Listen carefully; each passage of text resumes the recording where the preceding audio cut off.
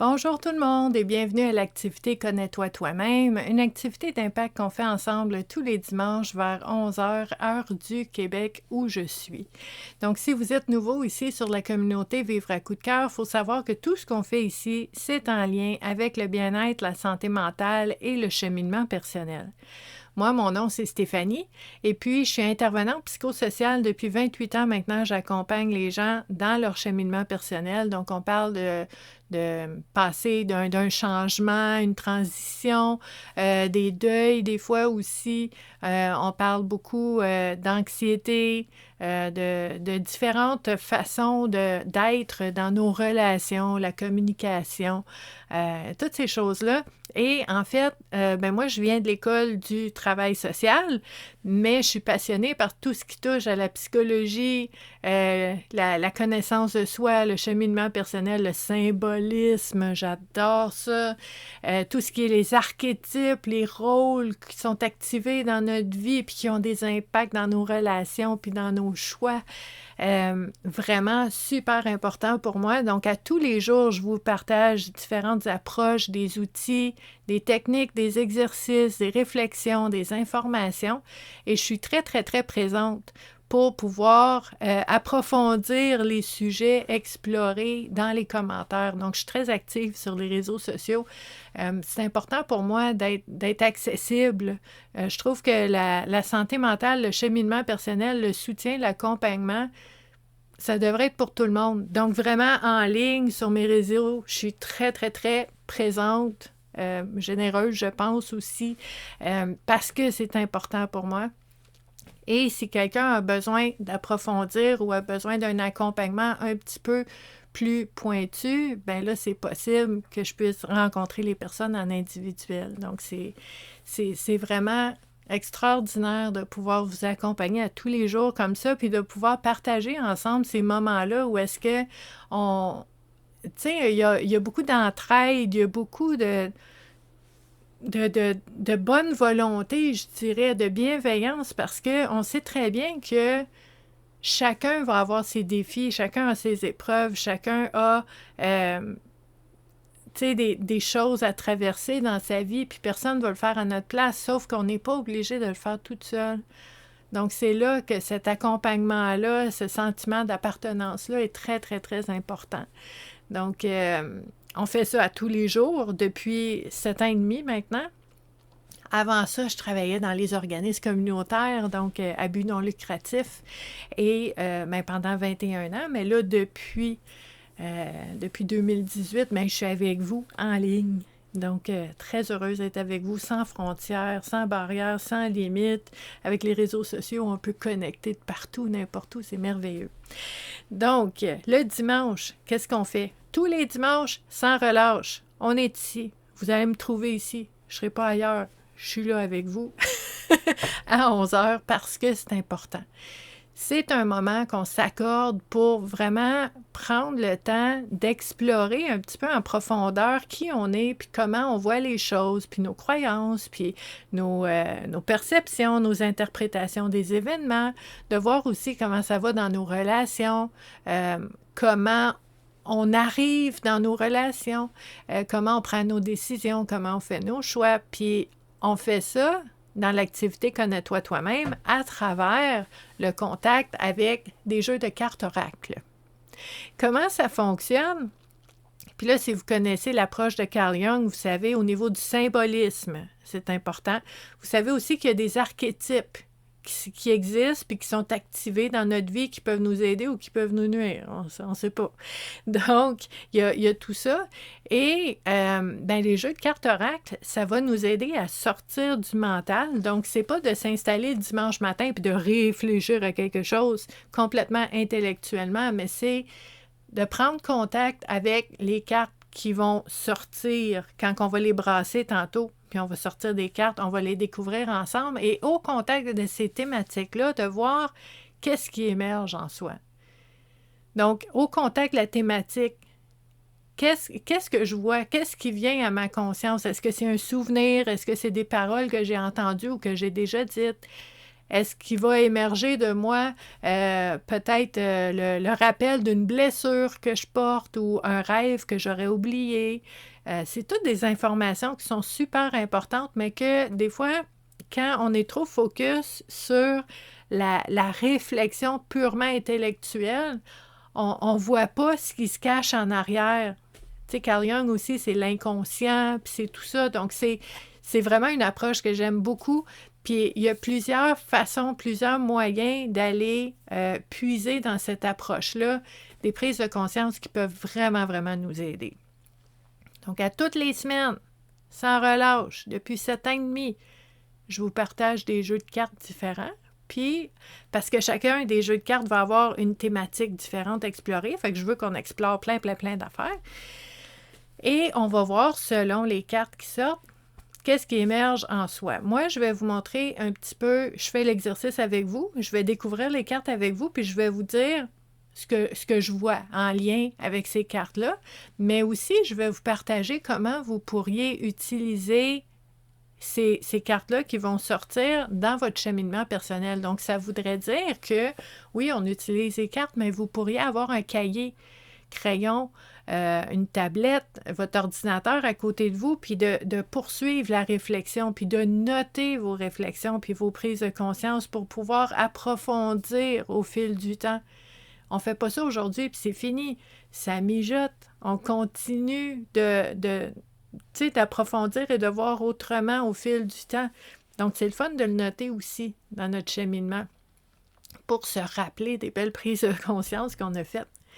Donc, aujourd'hui, j'ai pensé utiliser un jeu de cartes d'une personne que j'aime beaucoup. En fait, c'est Sylvie Goudreau qui a créé « Je suis à ma place ». OK? « Je suis à ma place », c'est 50 cartes. 50 cartes divisées en différentes catégories. Chaque couleur a sa catégorie. Donc, je suis, je rayonne, je s'intonise, je crée. Il y a tout ça là-dedans. Et ça va nous permettre d'explorer.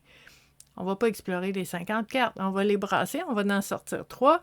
Et selon les thématiques qui vont sortir, on va découvrir ensemble et on va voir comment ces thématiques-là peuvent nous aider à voir comment je suis à ma place, comment je pourrais être plus à ma place, comment je pourrais plus habiter ma vie.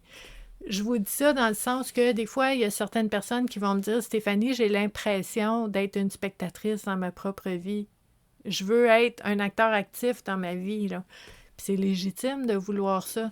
Donc, par où je passe? C'est où qu'il y a des vulnérabilités, des fragilités, des zones grises que j'ai pas vues, puis que je peux mettre la lumière dessus pour voir autrement, puis dire, OK, là, peut-être que je me sentirais plus à ma place si, dans telle sphère de vie, bien, j'essayais telle chose ou je prenais telle décision. Donc, c'est des choses qui peuvent nous aider à prendre des décisions pour aller vers ce qu'on veut.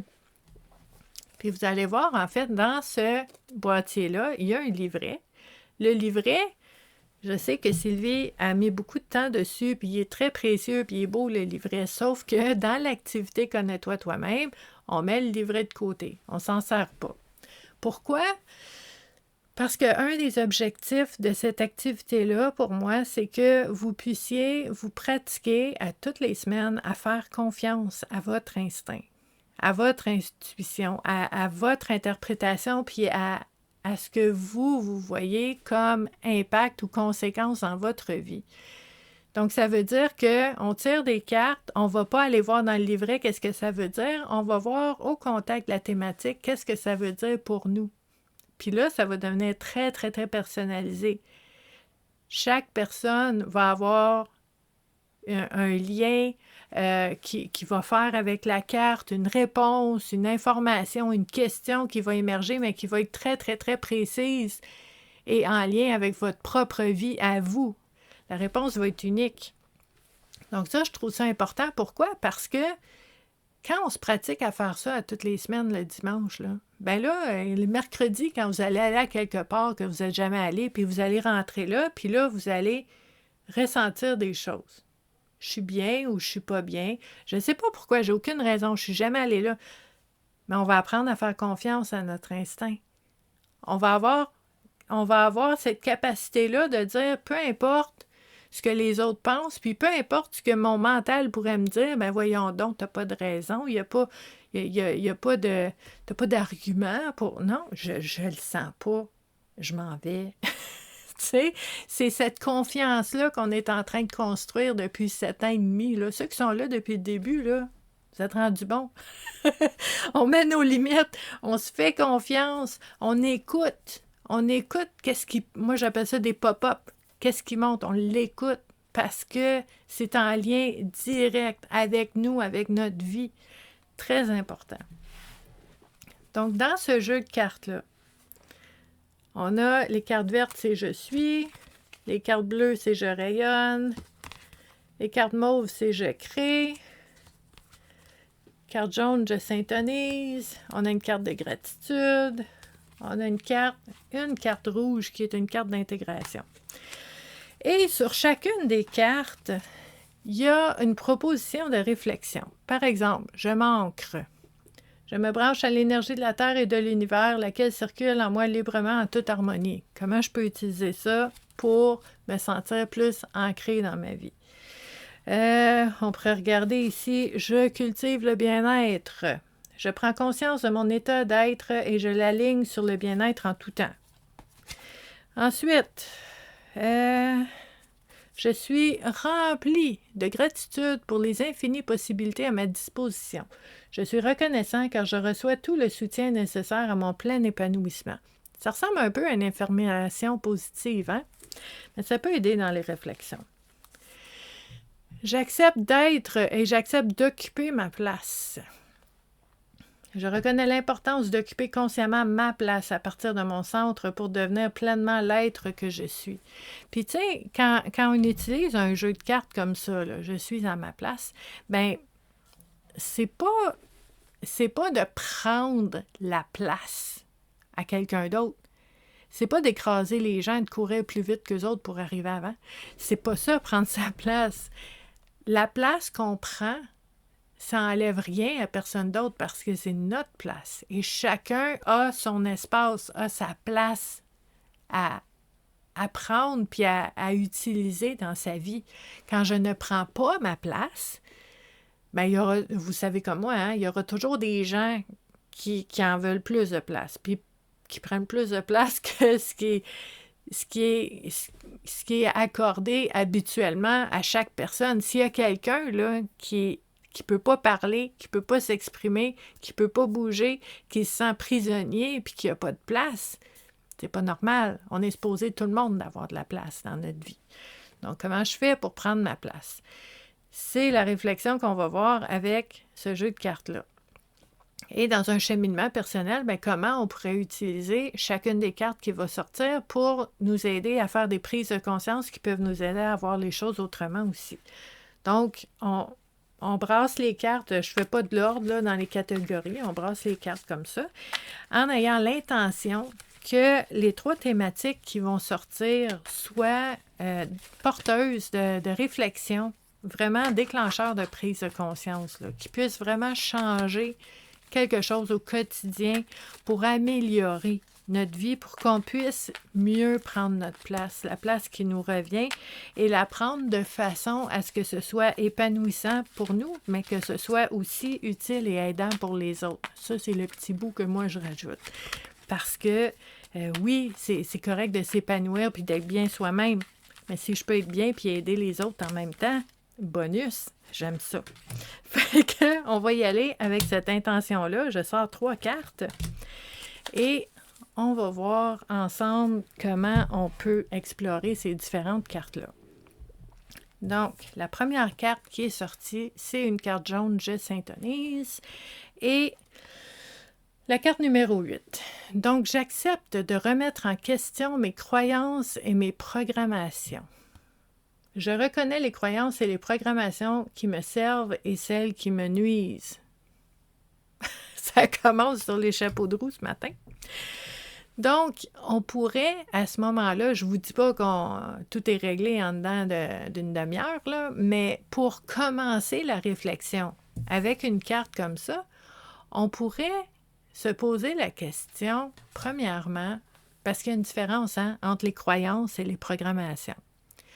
Donc, dans ton cahier, tu pourrais écrire « Quelles sont mes croyances? » Les croyances, là, c'est ce que toi, tu crois. C'est à partir de ton expérience, de ton vécu, dans ta compréhension des choses, qu'est-ce que tu crois? Les programmations, ça a été programmé. C'est quelqu'un d'autre qui t'a dit ou qui t'a présenté quelque chose, puis toi, tu l'as pris, puis tu l'as acheté, puis tu l'as mis dans ton programme. Ça vient de l'extérieur, une programmation. Donc, quels sont les éléments qui sont dans ma façon d'être, dans ma façon de penser, dans ma façon de ressentir les choses, dans la façon de m'exprimer, qui ont été programmés, que j'ai vu à l'extérieur de moi ou que quelqu'un m'a dit c'est comme ça qu'on fait, puis que moi je l'ai pris, puis j'ai dit on met ça dans le programme. Puis là, on juge pas, là. On juge pas. C'est vraiment... je vais vous donner une image parce que j'aime beaucoup le symbolisme, mais on va faire l'inventaire. On fait l'inventaire de ce qui est déjà en soi. Donc, mes croyances, mes programmations, j'écris tout ça. Puis là, après ça, je pourrais faire des colonnes. De dire qu'est-ce qui m'aide, puis qu'est-ce qui me nuit. Il y a des programmations qui sont comme des cadeaux.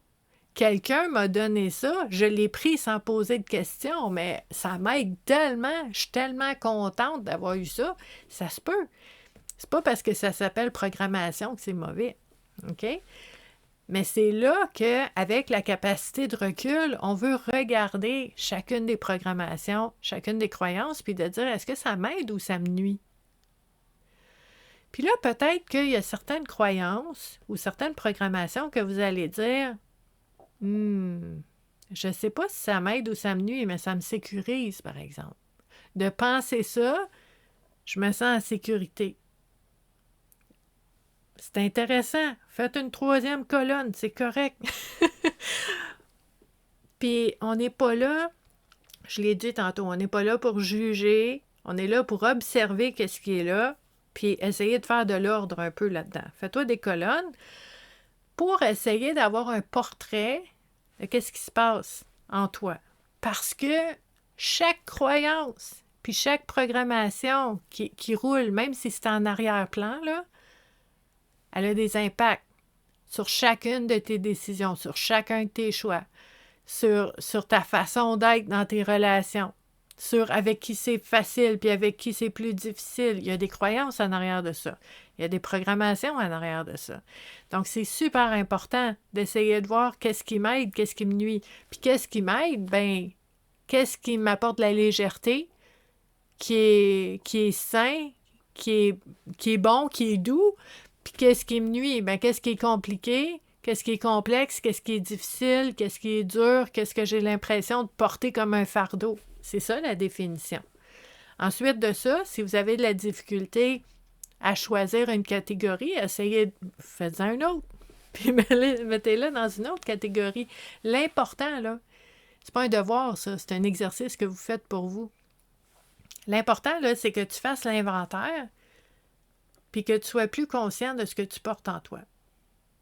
Puis après ça, quand il va arriver des choses, tu vas dire « Ah, je comprends là pourquoi je suis déclenchée quand ça arrive, parce que j'ai vu l'autre fois que je portais cette croyance-là. » Intéressant.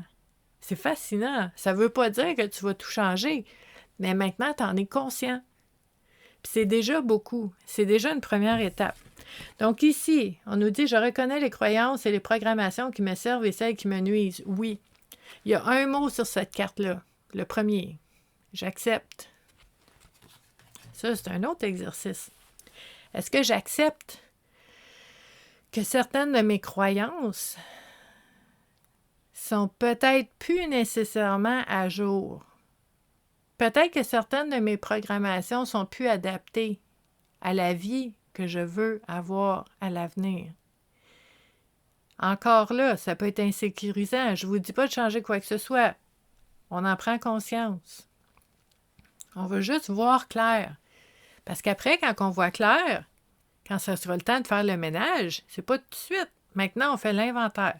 Mais quand ça sera le temps de faire le ménage, bien, la lumière sera allumée pour qu'on voit clairement qu'est-ce qui m'aide, qu'est-ce qui me nuit et est-ce que j'accepte de laisser aller certaines croyances certaines programmations, même si, en laissant aller ces éléments-là, je me retrouve dans l'inconnu, est-ce que j'ai confiance que je vais pouvoir construire d'autres choses? Au lieu de garder toutes les croyances que j'ai toujours eues, de garder toutes les programmations que j'ai toujours eues, donc de continuer d'agir comme j'ai toujours agi, de penser comme j'ai toujours pensé, de parler comme j'ai toujours parlé et de vivre ce que j'ai toujours vécu. Quand ça nous tente de vivre quelque chose d'autre, on fait l'inventaire, on fait le ménage, puis on construit où est-ce qu'on a créé de l'espace. Donc, je suis à ma place. C'est ma place. Puis encore une image qui me vient à l'esprit, là, j'aime beaucoup le symbolisme. Mais tu sais, si tu imagines ton espace, la place que tu occupes comme étant remplie, là. Tu fais ton inventaire, mais c'est poussiéreux, puis il y a plein de vieilles affaires là-dedans, puis tu sais même pas à quoi ça sert, puis tu sais, c'est comme un peu bordélique là-dedans, puis tu te dis, OK, là, c'est mon point de départ, ben j'accepte de dépoussiérer puis d'aller voir qu'est-ce qu'il y a là pour m'alléger, pour mieux prendre ma place. Donc ça aussi, c'est important. Donc si vous voyez d'autres choses en lien avec cette thématique-là, laissez-le dans les commentaires puis on va en parler ensemble. J'adore ce bout-là. La deuxième carte qui est sortie, une belle carte mauve, numéro 12. Je crée quoi? Je pratique le détachement en tout temps. En tout temps, c'est tout le temps. Sylvie, tout le temps. OK. Donc, je pratique le détachement en tout temps. J'apprends à vivre heureux avec et sans. Et elle nous fait travailler, Sylvie, un matin, là, avec ses cartes. Ouh! OK. Donc, ce qui est important pour toi, ce qui est essentiel, non négociable, primordial, d'une importance absolue pour toi dans ta vie,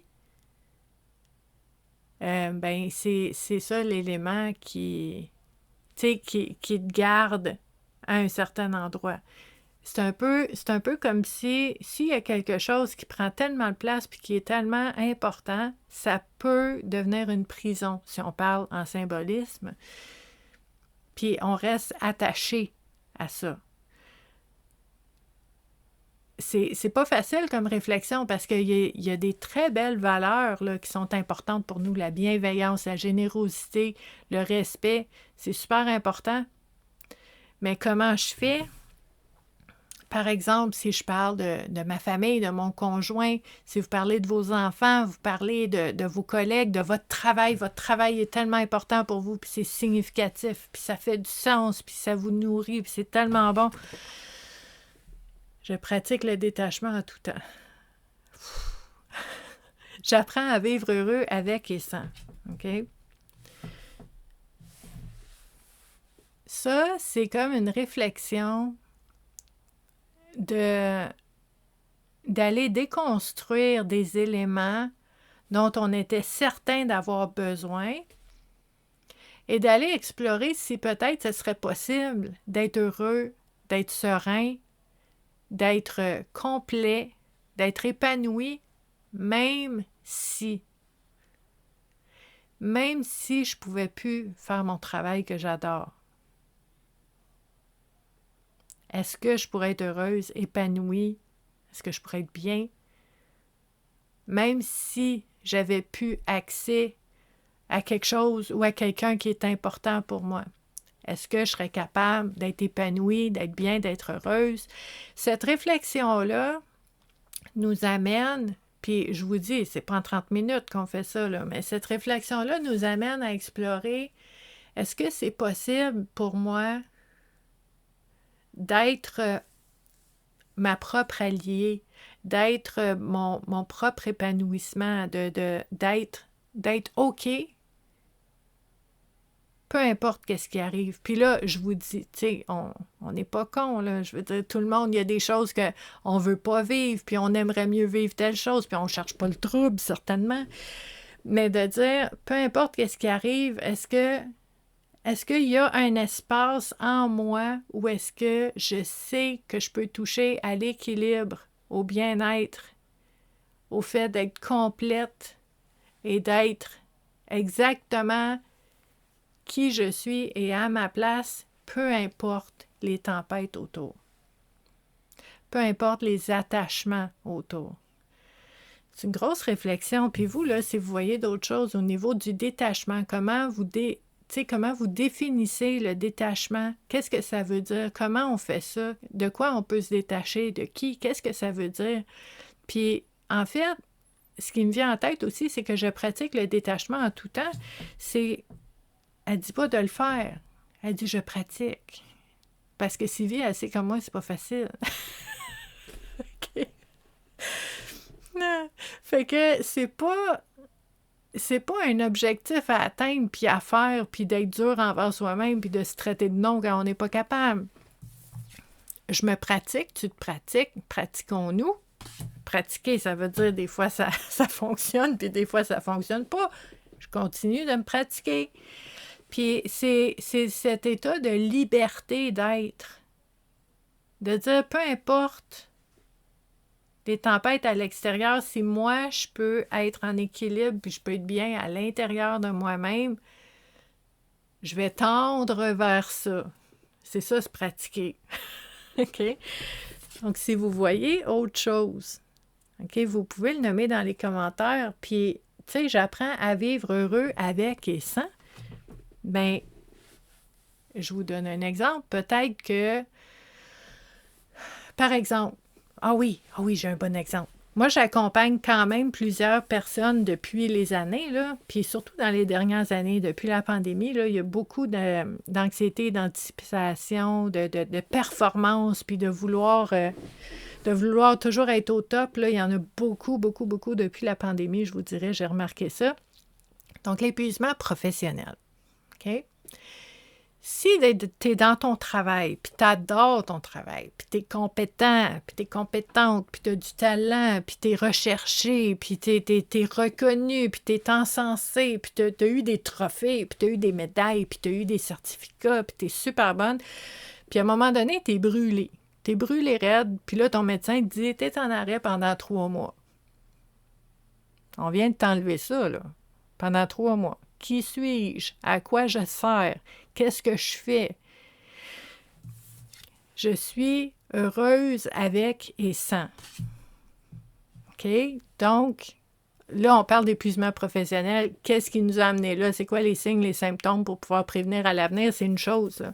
Mais l'autre élément, que tu aies une job ou que tu n'aies pas de job, tu es encore toi, là. Tu as toutes les compétences que tu avais. Tu as tous les talents que tu avais. Tu as toutes les qualités que tu avais. C'est juste qu'ils ne sont pas focusés dans cette action-là, dans ce travail-là. Mais c'est encore là. Tu n'as pas changé.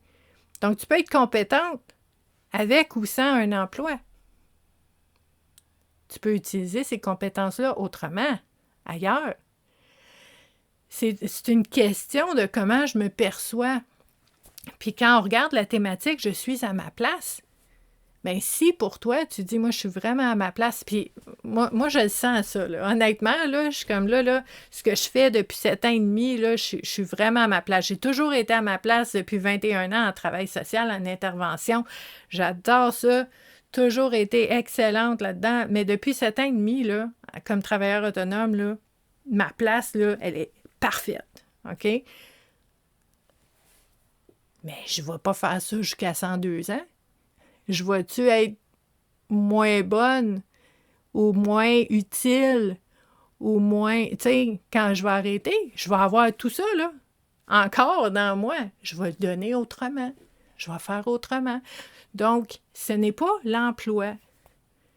Ce n'est pas la personne dans ton couple. Ce n'est pas ta maison ou la chose là, avec une étiquette dessus, c'est ça. C'est ce que tu portes en toi que tu as besoin de vivre et d'expérimenter et d'utiliser de plein de façons différentes. Donc, cette réflexion-là, Est-ce qu'elle vous fait peur? Est-ce qu'elle vous ouvre des portes? Est-ce que ça fait comme « Hey, je viens de voir une autre façon de voir les choses. » Est-ce que ça peut être appliqué d'une autre façon pour vous? Bien, partagez-le parce que il y a tellement de, tu sais, l'image de soi, puis de qui on pense qu'on est. Puis on pense que ça peut juste avoir lieu dans cette petite boîte-là. Moi, vivre dans une boîte, là, j'ai jamais aimé ça. Moi, j'ai tout le temps été rebelle un peu. J'aime pas ça, les petites boîtes.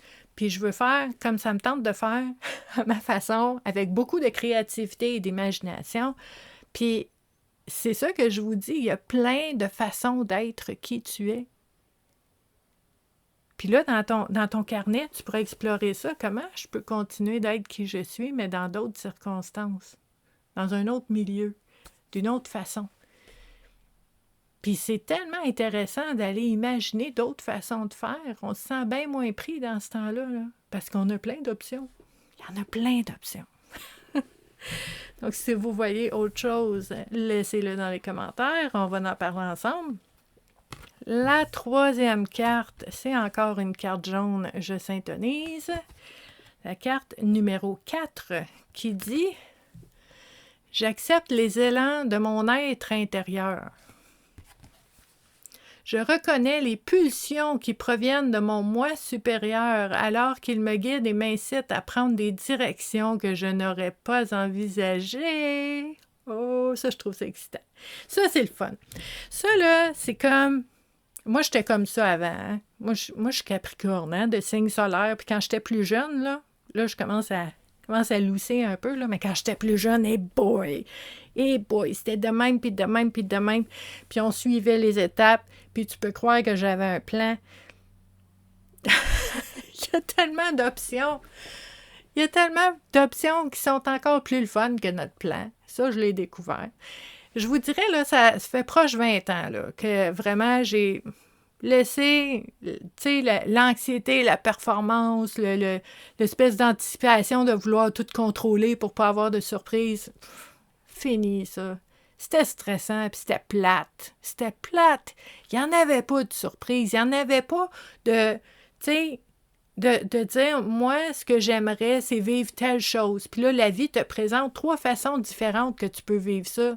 Si toi, tu avais un plan, puis tu t'en vas là, tu ne verras même pas les différentes options. Il y a tellement une liberté dans le fait de co-créer avec la vie, de lâcher un peu le contrôle, puis de dire, ce que je souhaite vivre, c'est tel état. Tu sais, si tu dis, moi, je souhaite avoir plus de sérénité dans ma vie. Je veux ressentir plus de paix parce que là, je sens que les émotions sont tout le temps en tourbillon. Je veux sentir plus de paix intérieure. Tu n'es pas en train de dire comment. Tu es en train de dire, c'est ça que je veux vivre. Puis là, ben la vie, quand elle va te proposer, tu sais, on rencontre des gens qui nous parlent de certaines choses ou tu vois une annonce à quelque part, puis peut-être que ça, tu sais, puis là, je me sens plus en paix quand je pense à ça. Mais tu n'y aurais pas pensé dans ton plan avant, parce que tu ne savais même pas que ça existait. C'est l'ouverture.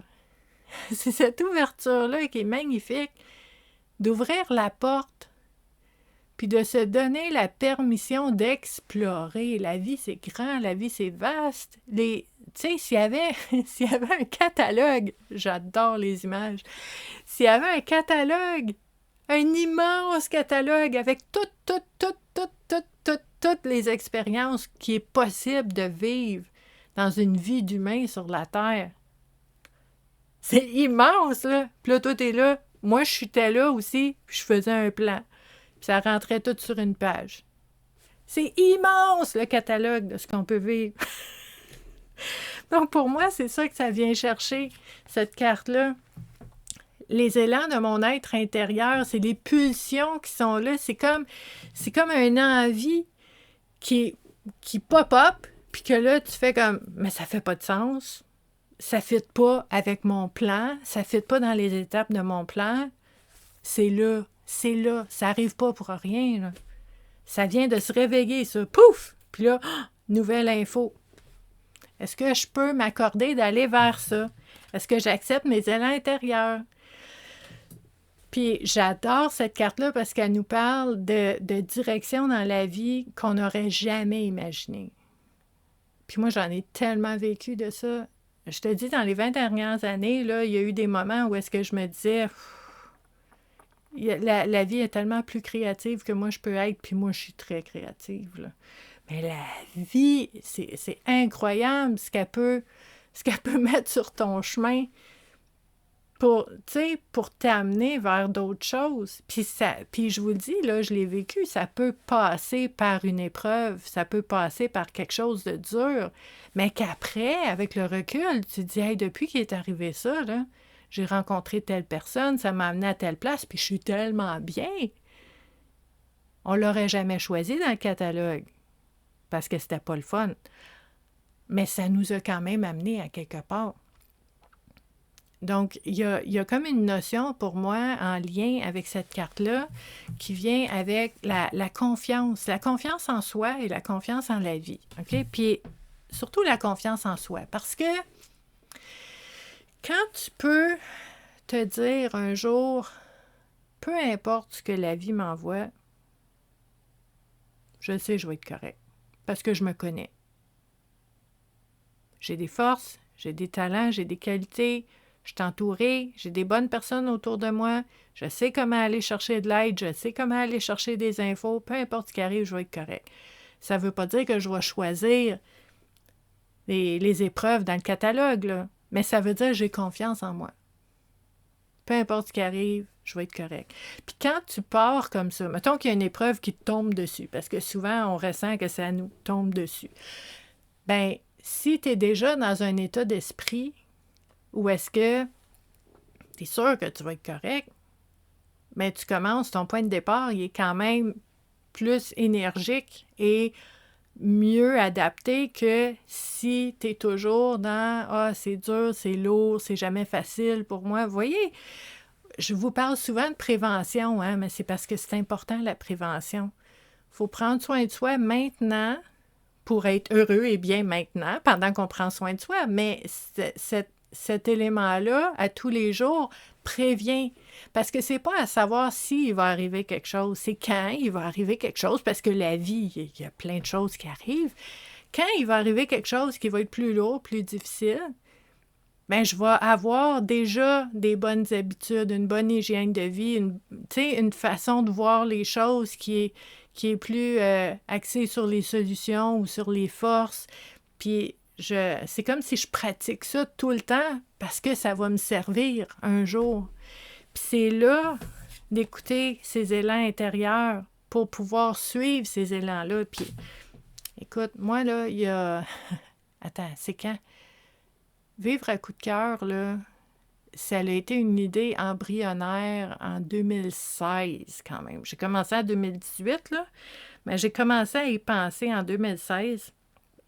Et l'idée, au départ, je veux dire l'émotion qui était en arrière du nom Vivre à coup de cœur que j'ai choisi il y a 10 ans, 2 ans avant de commencer comme à temps plein, c'était vivre à coup de cœur. C'est de suivre les coups de cœur,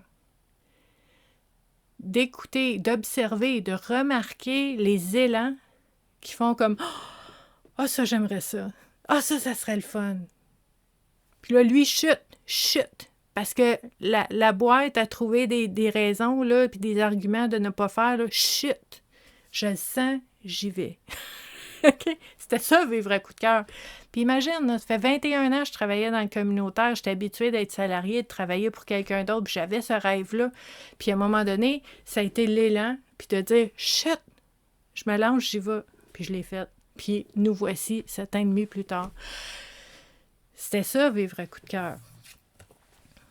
C'était j'écoute les élans intérieurs, puis ça m'amène où est-ce que je pensais jamais être capable d'aller. Et ça m'amène à vivre des choses que que tu souhaites vivre, mais que tu sais pas comment vivre. Écoute ton radar intérieur, là.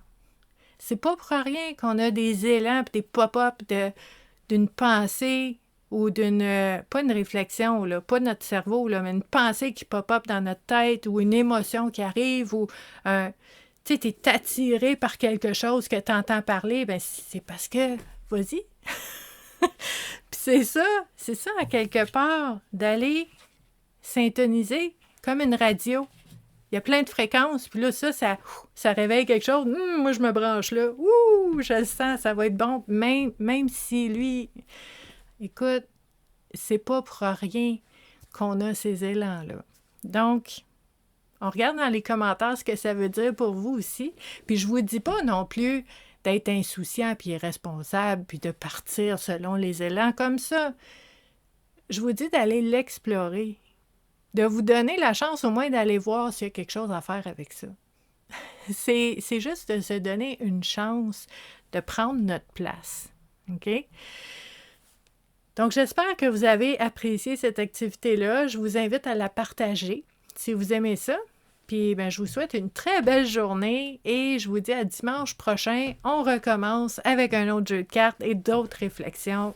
Très heureuse d'être avec vous encore une fois. À la prochaine! Bye!